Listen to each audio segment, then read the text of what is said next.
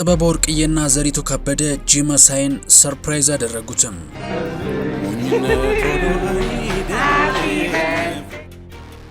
ጂመሳይ ከበደ ከሰሞኑ ወደ ፕሮቴስታንት ሃይማኖት ተቀላቅያለሁ ማለቱን ተከትሎ እጅግ መነጋገር የሆነው እንደነበር ይታወሳል። ታዲያ በዛሬው ዕለት የቀድሞዎቹ ዝነኞች ዘሪቱ ከበደና ጥበብ ወርቅዬ ለጂመሳይ ከበደ ያዘጋጁለት ሰርፕራይዝ እና የሰጡት ስጦታ ምን እንደሆነ ልናስቃኛችሁ ነው። አያይዘንም አርቲስቱ ለአመታት የለፋበትንና 10 ሚሊዮን ብር ያወጣበትን አልበም የሰረዘበትን ልዩ ምክንያት እያጫወትናችሁ ዘሪቱ ከበደና ጥበብ ወርቅዬ ሙዚቃ በቃኝ ያሉበትን አጋጣሚ አያይዘን ልናወጋችሁ ነው። እናንተ ብቻ እንደተለመደው ላይክ እና ሰብስክራይብ ሚሉ ነጭና ቀይ ቀለሞችን መታ እያደረጋችሁ አብራችሁኝ ጥቂት ስለቆማ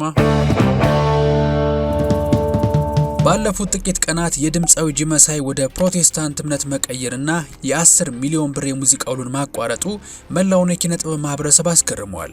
ነገር ግን ጂመሳይ ብቻውን አይደለም። ከፊቱ የቀደሙትና በዝና ማማ ላይ ያሉ ሃይማኖታቸውን ቀይረው ሙዚቃ በቃን ያሉ ሌሎች በርካታ አንጋፋ ድምፃውያንም አሉ። በኢትዮጵያ የሙዚቃ ኢንዱስትሪ ውስጥ በልዩ ድምጹና በዜማ አወቃቀሩ አሻራውን ማሳረፍ የቻለው ድምፃዊ ጂመሳይ በተለይም አገኘዋትና ዘቢባይ በሚሉ ተወዳጅ የሙዚቃ ስራዎቹ በብዙሃን ዘንድ ይታወቃል።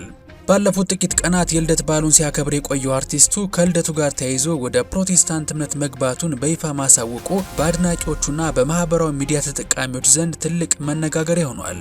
የአርቲስቱ የሙዚቃ ጉዞ የጀመረው ከ10 ዓመት በፊት ሲሆን ለመጀመሪያ ጊዜ ለታዋቂነት ያበቃውና የብዙዎችን ልብ የገዛው ገላግለኝ በተሰኘው ነጠላ ዜማው ነበረ። ታዲያ አድናቂዎቹ አዲስ የሙዚቃ አልበሙን በጉጉት እየተጠባበቁ ባለበት በዚህ ወቅት ድምፃዊ ጂመሳይ ወደ ፕሮቴስታንት እምነት መግባቱን ይፋ ማድረጉ በኪነ ጥበብ ማህበረሰቡ ዘንድ ከፍተኛ ትኩረት ስቧል።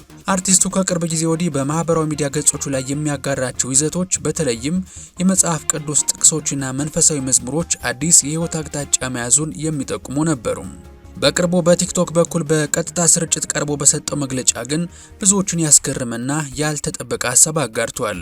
ጂመሳይ እንደገለጸው በአሁኑ ወቅት ሙሉ ትኩረቱን መንፈሳዊ ህይወቱ ላይ ብቻ ያደረገ ሲሆን አሁን የደረሰበት መንፈሳዊ እርካታ ከዝናም ሆነ ከገንዘብም በላይ እንደሆነ በግልጽ ተናግሯል። ይህ ውሳኔው የድንገት እንዳልሆነ ሲያስረዳም ገና ከ1 ዓመት በፊት እምነቱን ቀይሮ በፕሮቴስታንት ቤተክርስቲያን ስርዓት መጠመቁንም ገልጿል።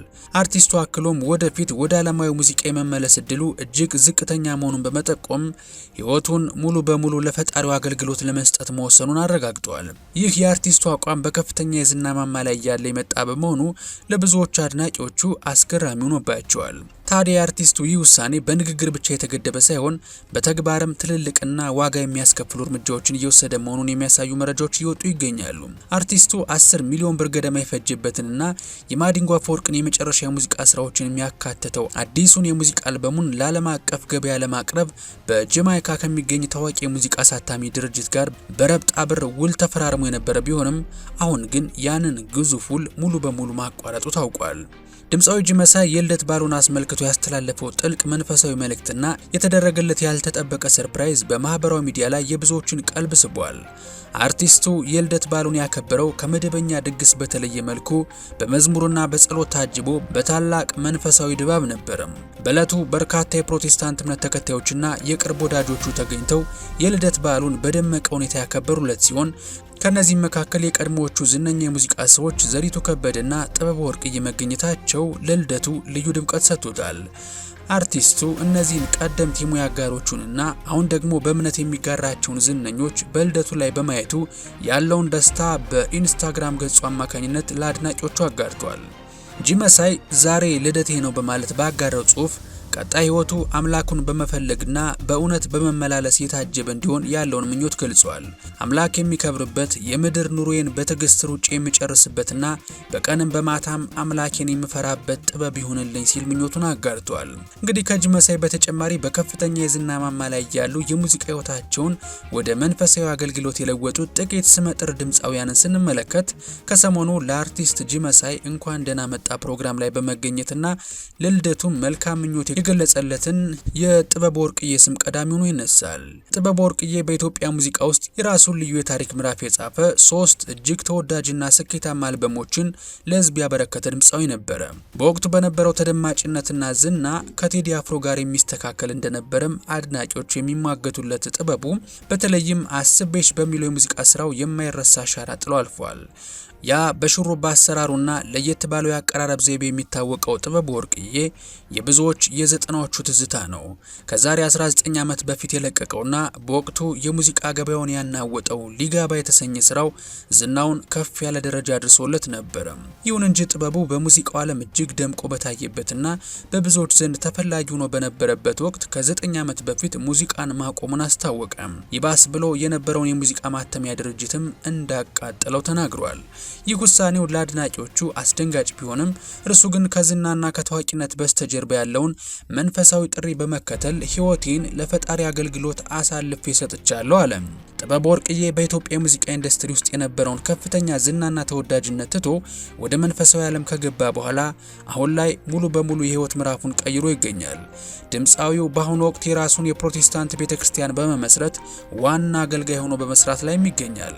እንግዲህ ሌላኛዋ ከፍተኛ የዝና ማማ ላይ ያለች የሙዚቃ ህይወቷን የተወችውና ለአዲሱ የፕሮቴስታንት እምነት አባል ለአርቲስት ጂ መሳይ ከበደ መልካም ምኞቷንና የፍቅር አቀባበል ያደረገችለት ዘሪቱ ከበደ ነች። በኢትዮጵያ ዘመናዊ የሙዚቃ ታሪክ ውስጥ የራሱ የሆነ ልዩ የድምጽ ቀለምና የግጥም አጻጻፍ ስልት ካላቸው ጥቂት ድምፃውያን መካከል ዘሪቱ ከበደ አንዷ ነበረች። በተለይም በዘጠናዎቹ አጋማሽ ከታዋቂው የዜማና የቅንብር ባለሙያ ኤልያስ መልካ ጋር በመሆን የሰራቻቸው ስራዎች በወቅቱ የነበረውን የሙዚቃ ኢንዱስትሪ አዲስ አቅጣጫ ያስያዙ ነበሩ። ዘሪቱ በብዙዎች ዘንድ የምትታወቀውና ተወዳጅነትን ያተረፈችውም የኔንም አይን አይቷል፣ እንዳይገድለኝ፣ አትሂድብኝ በሚሉና በሌሎችም የሙዚቃ ስራዎቿ ነው። በእነዚህ ስራዎቿ ለዓመታት በአድማጮች ዘንድ ተደጋግሞ የሚደመጡና የእርሷን ጥበባዊ ብቃት ያስመሰከሩ ነበሩ። ይሁን እንጂ ዘሪቱ በከፍተኛ የዝና ማማ ላይ ያለች የህይወት አቅጣጫዋን ወደ መንፈሳዊ ዓለም ለመለወጥ ወሰነች። ይህንን ተከትሎም ማጽናናት የተሰኘ ሙሉ የመዝሙር አልበም ለአድማጭ አቅርባለች።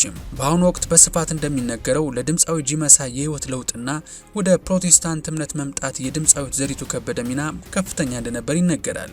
ከልጅነት እስከ ልጁነት የተሰኘ መጽሐፏንም ስታስመርቅ አርቲስቱ በቦታው ተገኝቶ መጽሐፏንም አንብቦ በጎ ምላሹን ሰጥቷት ለአድናቂዎቹም ብታነቡት ብሎ መጋበዙም የሚታወስ ነው። ታዲያ እንግዲህ በኢትዮጵያ የሙዚቃ ኢንዱስትሪ ውስጥ በአጭር ጊዜ ውስጥ ደምቀው ከታዩና ከፍተኛ ተስፋ ከተጣለባቸው ድምፃውያን መካከል ሌላኛዋ የሙዚቃ ማይኳን ወርውራ ዘማሪ የሆነችው ቸሊና አንዷ ነበረች።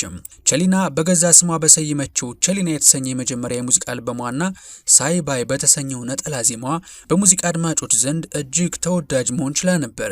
በወቅቱ የነበራት ለየት ያለ አቀራረብ ዘይቤ በሙዚቃው ዓለም ትልቅ ስፍራ እንዲሰጣት አድርጓት ነበር።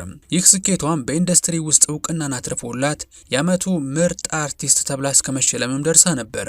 ይሁን እንጂ ቸሊና በዝና ማማ ላይ ያለችና አድናቂዎቿ ሁለተኛ አልበሟን በጉጉት እየጠበቁ ባለበት ወቅት ያልተጠበቀና ጠንካራ የህይወት ውሳኔ አስተላለፈችም። እምነቴን ከኦርቶዶክስ ወደ ፕሮቴስታንት እምነት ቀይሬያለሁ ስትል የሙዚቃ አድማጮቿንና አድናቂዎቿን ያስደነገጠ ዜና አሰማችም። ቸሊና ወደ ፕሮቴስታንት እምነት መግባቷን ተከትሎ ምንም እንኳን ሁለተኛ አልበም ለማውጣት በዝግጅት ላይ የነበረች ቢሆንም ከሙዚቃው ዓለም ሙሉ በሙሉ ለመራቅ ወሰነችም። ይህ ውሳኔዋ ለብዙዎች አስደንጋጭ ቢሆንም እርሷ እንደምትለው የውስጥ ሰላሟንና መንፈሳዊ ጥሪዋን በመከተል ዛሬ ላይ በቤተክርስቲያን ውስጥ በንቃት በማገልገል ላይ ትገኛለች። የምንወዳችሁ ተመልካቾቻችን በዛሬው ዝግጅታችን ለቀድሞ ዘፋኝ ጌታ መሳይ ከበደ እና ዘሪቱ ከበደና ጥበቡ ወርቅዬ ያደረጉለትን ሰርፕራይዝ እንዲሁም በከፍተኛ የዝና ማማ ላይ ያሉ ሁሉንም ትተው ወደ መንፈሳዊ ሕይወት የተቀላቀሉ የጥበብ ሰዎችን ታሪክ ተመልክተናል።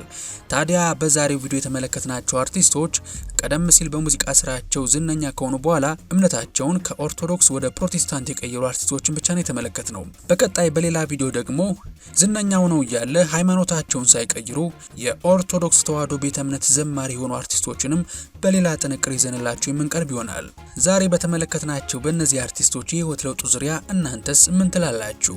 በተለይም የጂ መሳይ ዝናና ገንዘብ ከመንፈሳዊ እርካታ አይበልጥም የሚለው አቋሙን እንዴት ተመለከቱት ይሆን? እንደተለመደው ሀሳብና አስተያየታችሁን በኮሜንት መስጫው ላይ ልታጋሩን ትችላላችሁ። ቪዲዮውን ከወደዳችሁት ላይክ ማድረጋችሁንና ለወዳጆቻችሁ ሼር ማድረጋችሁን አትርሱ። እንዲህ ያሉ ወቅታዊ፣ ማህበራዊ እንዲሁም የመዝናኛ መረጃዎች በየቀኑ እንዲደርሷችሁ ደግሞ ኢትዮ ቱሪዝም ሰብስክራይብ በማድረግ የደውል ምልክቷን ተጫኑ። የምንወዳችሁ ጥንቅራችን እስከ ማብቂያው ስለታደማችሁልን ላቅ ያለ ልባዊ ምስጋና እንጀባ እያልኳችሁ በቀጣይ በቻለ ጥንቅር እስከምንገናኝ ሰላማችሁ ብዝት ይበልልኝ። ቸር ቆዩልኝ።